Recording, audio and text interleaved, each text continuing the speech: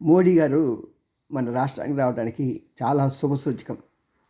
కానీ కొంతమంది అడుగుతున్నారు, యాద్ ఆ రహే హై అంటే వాళ్ళకేదో గుర్తుకొస్తున్నాయంట. గతంలో 2014 సంవత్సరంలో మోడీ గారు బహిరంగ సభలో చంద్రబాబుతో పాటు పాల్గొని, నేను ఆంధ్ర రాష్ట్రాన్ని ఢిల్లీలాగా తయారు చేస్తాను అని గొప్ప వాగ్దానం చేశాడు ఆయన. ఆంధ్ర ప్రజలంతా కూడా పులికించిపోయారు. మరి అలాంటి సమయంలో మరి రాజకీయ విభేదాలతో ఆంధ్రాకు రావాల్సిన చాలా ప్రాజెక్టులు రాకుండా పోయాయి. మరి ఈ రోజున నేను 2,00,000 కోట్లు నేను ప్రాజెక్ట్స్ టేకప్ చేస్తాను అని చెప్పి ఆయన వాగ్దానం చేస్తానికి వచ్చాడు ఆయన.